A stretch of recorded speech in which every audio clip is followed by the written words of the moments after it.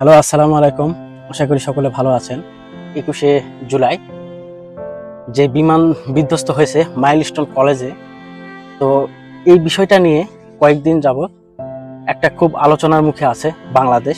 তো আজকে কথা বলতে যাচ্ছি সেই বিষয়টাই নিয়ে।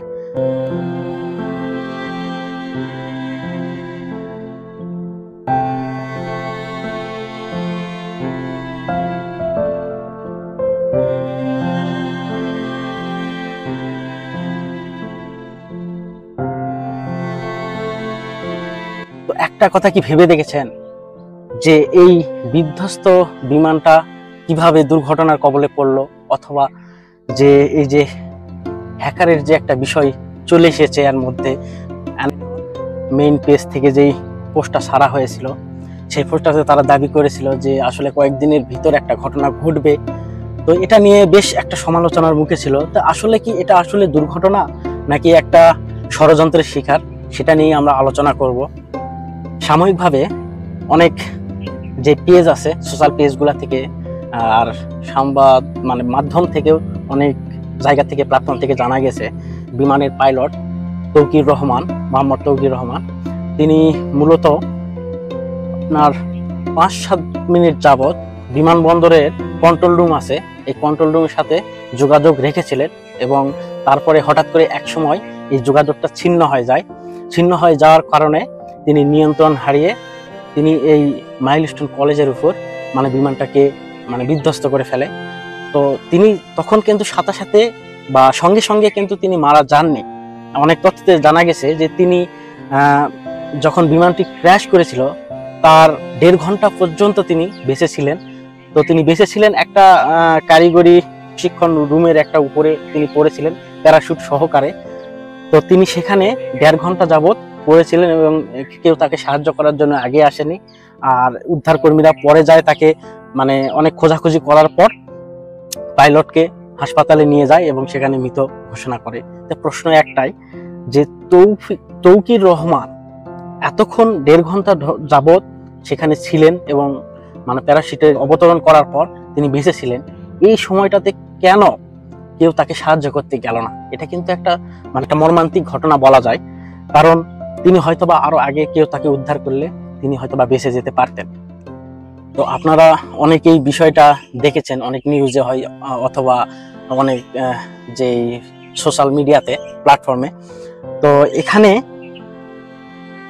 অনেকজন আহত হয়েছে, প্রায় 200 অথবা তারও বেশি হতে পারে।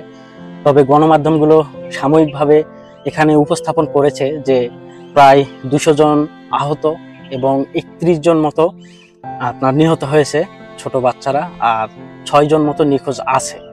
তো এখানেও অনেকের ধারণা যে এই সংখ্যাটা আসলে অনেকটা আরো বেশি হতে পারে। মৃতর সংখ্যা হয়তোবা 60 জন হতে পারে, আহতর সংখ্যা হয়তোবা যে 400 জন মতো হইতে পারে, কারণ একটা ক্লাসের একটিও বেঁচে নেই। তো এটার পরিপ্রেক্ষিতে অনেক ধরনের সমালোচনা হচ্ছে যে বাংলাদেশে তারা নিহতর সংখ্যা অথবা আহতর সংখ্যা তারা লুকিয়ে যাচ্ছে। আসলে তারা লুকানোর কারণটা বা উদ্দেশ্য কি? এটা কি আসলে সরকারের বা অন্য কোনো সংস্থা থেকে পরিকল্পিত যে বাংলাদেশে একটা আতঙ্ক তৈরি করবে এইরকম একটা ধারণা, নাকি এটা আসলেই একটা দুর্ঘটনা ছিল? মাইলস্টোন কলেজটা মূলত আপনার যে বিমানবন্দর যেখান থেকে বিমান অবতরণ করা হয় সেখান থেকে মূলত কিছু মাইল দূরে। আর এখান দিয়েই অবতরণ করতে গেলে বিমানগুলো এদিক দিয়ে যায় সাধারণত, যা দেখা যায়।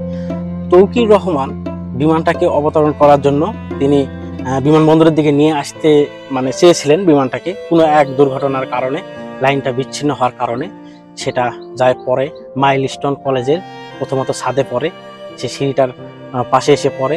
আর সেখানে যে সাইটে যে ক্লাসরুম ছিল বা অন্যান্য যেই জায়গাতে যেই মাস্টার বলেন, যেই আয়া বলেন, আর যে কর্মচারী যেগুলো ছিল কলেজে, তারা অনেকেই আহত হয়েছে এবং অনেকেই তার মধ্যে পুড়িয়ে ঝলসে গিয়েছে। এই জিনিসটা আসলে মেনে নেওয়ার মতো না।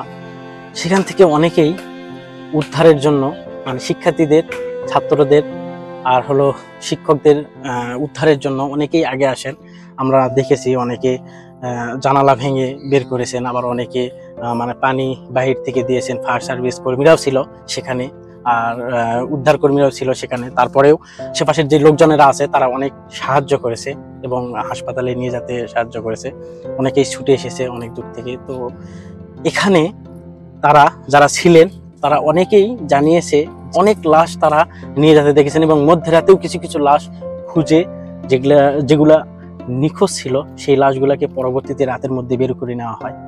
এই যে মাইলস্টোন কলেজে যে দুর্ঘটনাটা ঘটেছে বিমান বিধ্বস্ত, তো এই ঘটনার কয়েকদিন আগেই এই অ্যানিমিয়ন মেইন পেজ নামক একটা পেজ থেকে একটা পোস্ট দেওয়া হয়। সেখানে দাবি করা হয় যে কোনো একটা স্কুলের বা কলেজের একটা ভবন ধসে পড়তে পারে, সেটা অসাবধানতার কারণে। তো এটা আসলে দেওয়ার মূল উদ্দেশ্যটা কি? তারা কি আগে থেকে এটা অবগত ছিল, নাকি তারা বাংলাদেশকে বা অন্যান্য দেশকে আতঙ্কে রাখার চেষ্টা করেছে, বা হয়তো বা নিজের পেজের ভিউজ বাড়ানোর জন্য এই যেই পোস্টটা দিয়েছিল এটা আসলে তারা দিয়েছে? সিকিউরিটি বা সাইবার সিকিউরিটি আছে তাদের মাধ্যমে এটা আসলে যাচাই বাছাইয়ের মাধ্যমে তারা আসলে জানতে পাওয়া যায় পরবর্তীতে যে এটা আসলে একটা ফেক আইডি ছিল। ফেক আইডিটা মূলত নাইজেরিয়া এবং কখনো কখনো আমেরিকা থেকে কন্ট্রোল করা হতো। আসলে এটা মানুষের মধ্যে হয়তোবা এক ধরনের বিভ্রান্ত সৃষ্টি করার জন্যই এই পোস্টটা দেওয়া হয়েছিল।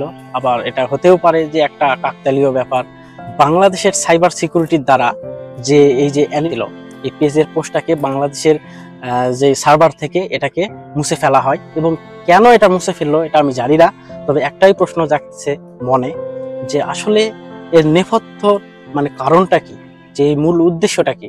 যে এখানে কয়েকদিন আগেও ভারতে কিন্তু একটা বিমান দুর্ঘটনা ঘটেছিল এবং সেখানেও কিন্তু আমেরিকা কিন্তু একটা পোস্ট দিয়ে মানে জানানো হয়েছিল যে বিমানের সুইচ অফ হওয়া মাত্র একটা দুর্ঘটনা ঘটবে, এইরকম টাইপের। তো আসলে এই ঘটনাগুলো যেটা ঘটছে বা ঘটনাগুলো যেটা মূলত ঘটে চলেছে, এটা কি আসলে একটা ষড়যন্ত্রের শিকার, নাকি কোনো রাজনীতির আধিপত্য বা বিশ্বে একটা কূটনীতির অবস্থান, সেটা আসলে জানি না। এ নিয়ে বাংলাদেশের যে বড় বড় যে সংস্থাগুলো আছে বিভিন্ন জনে বিভিন্ন মত দিয়েছে এবং অনেকে তো অনেকভাবে কথা বলা হয়েছে বা উপস্থাপন করা হয়েছে, তারপরে কিন্তু সঠিক তথ্যটা অনেকেই দেয়নি।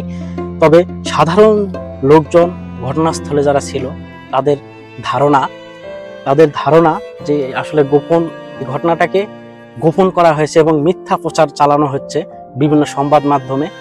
আর সংবাদ মাধ্যমের দ্বারা বাংলাদেশের যেই দুর্ঘটনার যে ঘটনাটি, এই ঘটনাটি আসলে সঠিকভাবে প্রকাশ পাচ্ছে না। তো বাংলাদেশের জনগণের একটাই কথা, বাংলাদেশের যে বিমান বাহিনীর মানে শীর্ষ যে কর্মকর্তা তারা হয়তোবা এখনো সচেতন না। অসচেতনতার কারণেই এই দুর্ঘটনাটা কবলে পড়া। আসলে যে সাইবার অথবা যেই প্ল্যাটফর্মগুলো যে পোস্ট দেখেছেন, এটাকে সরকার কর্মকর্তারা এটাকে একটা ভুয়া বা একটা গুজবে আখ্যা দিয়েছে। তো এখানে জনগণের একটাই চাওয়া যে বাংলাদেশ বিমান বাহিনীকে আরো সতর্ক হতে হবে, কারণ বাংলাদেশ জনবহুল একটা দেশ, যেখানে সেখানে জনসংখ্যা মানে অনেক বেশি আর লোকালয় রয়েছে। তো এখান থেকে বাংলাদেশের যেই বিমানগুলো আছে, বিমানগুলো মূলত খুব পুরনো। এই বাংলাদেশের এই F7 যেই BJI যেই বিমানটি, এই বিমানটি মূলত 1966 সালে বাংলাদেশের চায়না থেকে বাংলাদেশের সামরিক বাহিনীতে এটা ব্যবহারের অনুমোদন দিয়েছিল এবং সেখান থেকে প্রায় এখন পর্যন্ত এই 2025 সাল পর্যন্ত প্রায় এটার বয়স দাঁড়িয়ে চলেছে প্রায় 60 বছর মতো। তো এই সামরিক খাতে এই পুরনো বিমানগুলোকে এখনো পরিবর্তন যদি আমরা না করতে পারি, তাহলে ভবিষ্যতে আরো বড় ধরনের দুর্ঘটনা ঘটতে পারে। আর এর আগেও অনেকবার এই বিমান দুর্ঘটনার কারণে অনেক বিমান চালক বা পাইলট মারা গিয়েছে, যেমন 2008 সালে, 2012 সালে, 2015 সালে এবং 2025-এ আসে সব থেকে বড় একটা বিমান দুর্ঘটনা ঘটেছে। এর থেকে বড় বিমান দুর্ঘটনা আগে কখনো ঘটেনি, ঘটেও যদিও থাকে তাহলে এর থেকে বেশি আর মানুষ নিহত হয়নি। এই বিমান বিধ্বস্তর কারণে যে মৃতর সংখ্যা বা আহতর সংখ্যা বা নিখোঁজ যে সংখ্যাটা আসলে এর আগে কেউ কখনো দেখেনি। তো বাংলাদেশ সরকারের কাছে আমাদের জনগণের কাছ থেকে মানে একটি চাওয়া, সেটা হলো বাংলাদেশের সামরিক যে খাদে 200 বা 2000 বা কখনো কখনো 2500 কোটি টাকারও মানে অনুদান দেওয়া হয়েছে বাংলাদেশের সামরিক খাতে, সামরিক বাহিনীর জন্য। তো সেইখান থেকেও খুব একটা ভালো ধরনের ফলাফল করতে পারেনি জনগণ। তো এই জন্যই জনগণের কাছ থেকে একটি চাওয়া যে বাংলাদেশের যে সেনাবাহিনী বা অন্যান্য খাতগুলোতে জানে বাংলাদেশের দুর্নীতিকে দূরে সরে রেখে যেন বাংলাদেশকে উন্নয়ন করা যায়, সেই ক্ষেত্রে বাংলাদেশ সরকারকে নজরদারি করা উচিত। তো এটা মূলত এক ধরনের দুর্ঘটনাই বলা যায়, তবে দুর্ঘটনাটা ঘটেছে মূলত বিমান বাহিনীর অসাবধানতার কারণে। তো ঠিক আছে, সকলে ভালো থাকবেন। আশা করি ভিডিওটা যদি ভালো লাগে লাইক করে দিবেন এবং শেয়ার করে দিবেন, আর বেশি বেশি করে সাপোর্ট করবেন। আর কি ধরনের ভিডিও চান সেটা অবশ্যই কমেন্টে লিখবেন। ধন্যবাদ।